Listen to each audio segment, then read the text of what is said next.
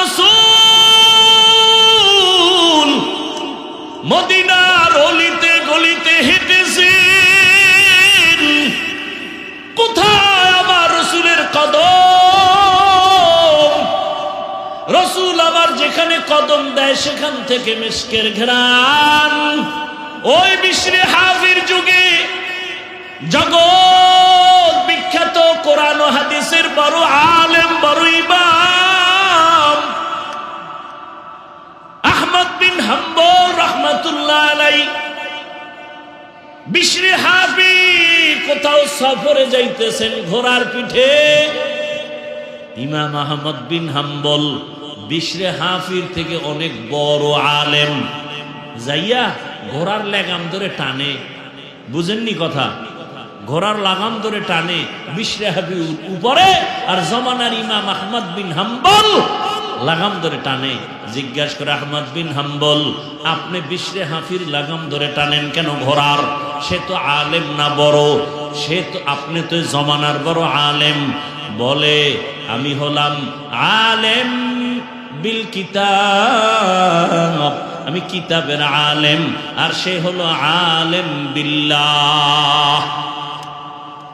আমি কিতাব চিনি, কিতাব জানি, বিশরে হাফি আল্লাহকে চিনি, আল্লাহকে জানে।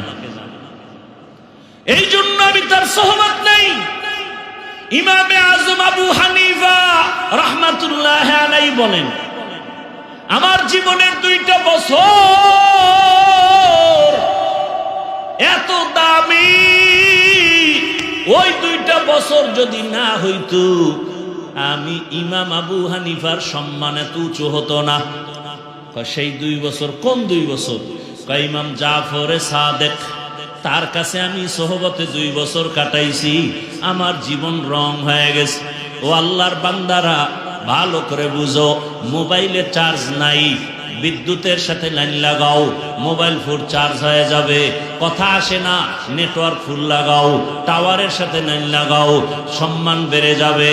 ও দুনিয়ার মানুষ, ভালো করে বুঝো, স্বর্ণ কিন্তু মাটির মধ্যে থাকে, পদার্থ খনির মধ্যে থাকে, ওখান থেকে বেছে বেছে বের করে ধুইয়া ধুইয়া শোধন করিয়া এরপরে বের করা হয়। বের করার পরে চকচক করে, এরপরে তার দাম বেড়ে যায়। এটাকে কেউ অমূল্য মনে করে না, ফালাইয়াও দেয় না। এর নবীর উম্মত, দুনিয়াতে দেখো, বড় ডাক্তার হতে হলে বড় অভিজ্ঞ ডাক্তারের পেছনে পেছনে ট্রেনিং দেয়, দেয়নি? শুধু লেখাপড়া যথেষ্ট না, দুনিয়ার লাইনে যদি নিজের দামি বানাইতে চাও, দামি দামি আল্লাহওয়ালার সাথে সম্পর্ক জোড়ায় দাও। সাহাবায়ে কেরামরা রাসূলের স্পর্শ পেয়েছেন, এতটা দাম হয়ে গেল। দুনিয়াতে কোরআনের সাথে সম্পর্ক। আমি হাফিজুর রহমানের গায়ের জামার কাপড়ের গজ অনেক বড় দামি। আরে কত দামি? বাংলাদেশে এখন 1 কোটি টাকা দিলেই জামাটার কাপড় আর কেউ পায় না। 1 কোটি টাকার এই কাপড় যদি এখন আমাকে কেউ দেয়, আমি এখন বিক্রি করে দেব। 1.5 কোটি টাকা বিক্রি হয়ে যায়, 50 লাখ লাভ। বাংলাদেশের কোথাও কাপড় নাই। গার্মেন্টস ফ্যাক্টরি যারা কাপড় বানায়, অর্ডার দিলাম আইনে দেন, 1 কোটি টাকার কাপড় আনেন, কালকে দিয়ে দিই। কিন্তু এই কাপড় পাড়ায় পইরা গেলে খুইলা রাখলে পাড়ায় পায়ের নিচে থাকে। কিন্তু দোকানের একটা সামান্য কাপড়, এটা কাটা, টেইলার ফালায় দেয়, এটার দিয়ে বাসায় একটা মেশিন দিয়ে জুসদান বানায়, গিলাপ বানায়, কোরআনে লাগাই দিছে। এখন এটা কেউ ভাই লাগায়নি। আমি এই কাঠের চেয়ারে বসছি, কত দামি চেয়ার, যে কেউ চাইলে বানাইতে পারে না, টাকা দরকার, 1 পিস বানাবে না, এটার একটা নিয়ম আছে। কিন্তু সামান্য কাঠ কোরআনে লাগাই দিয়েছেন, রেহাল নাম হয়ে গেছে, দাম বেড়ে গেছে। আপনাদের এলাকায় বহু ঘর আছে, বিল্ডিং আছে, একটা ঘরের কোনো দাম নাই, কিন্তু এই ঘরের এত দাম কেন? বলে কোরআনের তেলাওয়াতের স্পর্শ লাগছে। খাজা মঈনুদ্দিনের কথা মনে আসেনি? বলছিলাম, মা কি কইছিল? তুমি যত হাসো বাহাদুরি তোমার না আমার। মা বলেছিলেন, রে মঈনুদ্দিন, তুই যদি আমার গর্বে যেদিন আসছো, আমি মা ঘুমাইতাম না, রব্বে কারিমের দরবারে কান্না করতাম, হে মালিক আমার গর্বের সন্তান তোমার ওলি বানায় পাঠাও। দুনিয়াতে আসার পরে আমি মা তোরে যতদিন দুধ পান করাইছি রে সন্তান, এক ফোঁটা দুধও বিনা উজুতে আমি তোর মুখে দেই নাই। কেমন মা এক ফোঁটা দুধও বাচ্চার মুখে বিনা উজুতে দেয় না? এই সন্তান জগৎ বিখ্যাত, আল্লাহওয়ালা হবে না তো কার সন্তান হবে? ও আমার যুবক বাবারা, পর্দার আড়ালের মা বোনেরা, আপনাদের এলাকায় এখনো বহু মা আছে, বহু বোন আছে, বেপর্দায় চলে না, নামাজ ছাড়ে না, মোবাইলে সময় নষ্ট করে না, স্বামীর মাল নষ্ট করে না, খেয়ানত করে না। আম্মা জান, আপনি কেন পারেন না? আজকে এই মাদ্রাসার কতজন ছাত্র পাগড়ি দেওয়া হইল? হ্যাঁ, 37 জন ছাত্রকে পাগড়ি দেওয়া হলো। ছোট ছোট বাচ্চা, এদের সিনার মধ্যে আল্লাহর কোরআন জমা হয়ে গেছে। ও পর্দার আড়ালের মা, খবর নিয়ে দেখেন, এ যারা পাগড়ি নিয়েছে ওই ছেলেদের বাবারা কোটিপতি না। খবর নিয়ে দেখেন, চাষি চাষের কাজ করে, কৃষি কাজ করে, রিক্সা চালায়, ড্রাইভারি করে, খেটে খাওয়া মানুষ। সন্তানটারে কোরআন পড়াইছে, দিনে কাজ কইরা যা পায়, নিজে খাইলো না খাইলো সন্তানের কিছু বেতন দেয়। এই বাবা মার আজকে খবর নেন, তাদের মতো ঈদের আনন্দে জমিনে আজকে আর কেউ নাই যে আমার সন্তানটা কোরআনের হাফেজ হয়ে গেল। ও পর্দার আড়ালের আম্মা জান, মনে কি চায় না একজন হাফেজের মা হইয়া কবরে যাবে?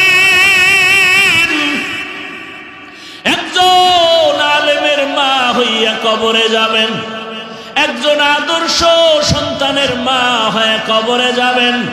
সন্তানটারে কোরআন পড়াইয়া ডাক্তার বানান, বাধা নাই। সন্তানটাকে কোরআন শিক্ষা দিয়া ইঞ্জিনিয়ার বানান, বাধা নাই। সন্তানটাকে কোরআন শিক্ষা দিয়া প্রফেসর বানাবেন, বাধা নাই। ওই সন্তান ডাক্তার হলো আপনার জন্য কোরআন তেলাওয়াত করে দোয়া করবে। এখনো সময় আছে, মা তওবা করেন। আপনাদের জীবনটা বড় ধন্য, আল্লাহর কাছে তওবা করেন। জীবনে তো বেপরদায় কম দৌড়াইলেন না, জীবনে তো মোবাইলে সময় নষ্ট কম করলেন না। আর কত মরার কি চিন্তা এখন অন্তরে আসে নাই? ও যুবক, মনের মতো গুনাহ তো কম করো নাই, মনের মতো নামাজ সারিয়া মনের মতো দৌড়াইছো। মনে চাইছে পার্কে যাবা, পার্কে দৌড়ায় গেছো। মনে চাইছে মোবাইল চালাবা, সারা রাত চালাইছো, কারো বাধা মানো নাই। মনে চাইছে মেয়েদের নিয়ে আড্ডা দিবা, দিছো, কারো বাধা মানো নাই। মসজিদে যাবা না, যাও নাই, দাড়ি কাটবা, কাটে ফেলেছো, কারো বাধা মানো নাই। এখনো কি তোমার মরণের ভয় অন্তরে আসে না? আজকে তুমি এখানে তাজা যুবক বসে আছো, তুমি কি একটু ভয় করো না? সকালবেলা ঘুম থেকে এমনও হতে পারে তোমার বাবায় দৌড় দিয়া মসজিদে গিয়া বলবে, ইমাম সাহেব তাড়াতাড়ি আসেন, আমার বাবা দুনিয়াতে জিন্দা নাই। মা একটা চিৎকার দিয়া বলবে, তোরা কই? আমার সন্তান আর দুনিয়ায় বেঁচে নাই। মা চিল্লায় কাঁদবে আর বলবে, আমার আম্মু বলে কে ডাক দিবে? ও আল্লাহর বান্দারা, কেউ ডাক দেখবা, কেউ দৌড়াবে কাফন কিনার জন্য, বাবায় বলবে কেউ যা কবর খনন করার জন্য, আবার কাউকে পাঠাবে গরম পানি কর, আবার ছেলের চির বিদায়ের গোসল দেওয়া হবে। কেউ যাবে বাঁশবাগানে কবর খনন করার জন্য। রে যুবক, এরে কয়দিনটাকে দেখছো বিদেশ থেকে টাকা নিয়ে আসে, গাড়ির মধ্যে ছেলে মেয়ে সহ বাড়ি যায়। রাস্তায় বাড়ি যাওয়ার আগে পানির মধ্যে পইরা মহিলাও মারা গেছে, বাচ্চাও মারা গেছে। দেখো নাই? রে আল্লাহর বান্দা, এই তো দুনিয়া। ওই বিদেশি লোকটা হাউ মাউ করে কান্না করে, আমার জীবনটা শেষ হয়ে গেল, আমার কোলে বাচ্চাটাও মারা গেল, আমার সামনে স্ত্রীও মারা গেল, বাসা পর্যন্ত যেতে পারলাম না। কিসের যৌবনের বাহাদুরি করো? পানির মধ্যে তাকায় দেখ যুবকের লাশ, ঘুমের বিছানায় তাকায় দেখ লাশ, গাড়ির নিচে যুবকের লাশ। ওরে মায়ের কান্না শুরু হয়ে যাবে, তাকাইয়া দেখবি রে যুবক, আপনজনের আইসা তোর গায়ের গেঞ্জিটা বেলেট দিয়ে কেটে কেটে রাখবে। গোসল করাইয়া যখন কাফন পরাবে, খাটে উঠাবে, মসজিদের খাটিয়া ঘরের দরজায় তোমারে আমারে খাটে উঠাইয়া যখন ঘর থেকে জানাজার ময়দানে নিবে, আম্মা জান জানালা দিয়া চিৎকার দিয়া বলবে, আমার বাবারে কই নাও, শেষবারের মতো একটু চেহারাটা দেখাইয়া যাও, আমার বাবারে আর জীবনে বুঝি দেখতে পারবো না। চির বিদায় দিয়া দিবে সবাই। জানাজা পড়াইয়া ওই বাঁশবাগানে যেখানে দিনেও কেউ যায় না ভয়, ওইখানে তোমাকে আমাকে শোয়াইয়া মাটি দিয়া বিদায় হয়ে যাবে। ও যুবক বাবা, মনের আশা পূরণ কইরা তো গুনাহ করছো, এবার তওবা করো, মনে মনে আমার আল্লাহকে ডাকো আর বলো, হে আল্লাহ, আমার মতো জেনারেল লাইনের যুবক হইয়া যদি রাস্তায় গাড়ি চালাইয়া নামাজ পড়ে আমি কেন পারি না? আমার মতো জেনারেল লাইনের যুবক যদি চাকরি করে নামাজ পড়ে আমি কেন পারি না? আমার মতো যুবক যদি জেনারেল লাইনে থাকিয়া ব্যবসা করিয়া নামাজ পড়ে আমি কেন পারি না? আজকে থেকে তওবা করে নিলাম। আমার আল্লাহকে মনে মনে বলো, হে আল্লাহ, জীবনে আর নামাজ ছাড়বো না, দাড়ি কাটবো না, আর বেপরদায় চলবো না। মা বাবার দোয়া নিয়া, শিক্ষকের দোয়া নিয়া, ওলামায়ে কেরামের দোয়া নিয়া নবীজির আদর্শ মতো চলবো। ও আল্লাহর বান্দা, পর্দার আড়ালের মা বোনেরা, অন্তর ভরে দোয়া করো, আল্লাহর কাছে তওবা করো। ও দয়ার মালিক,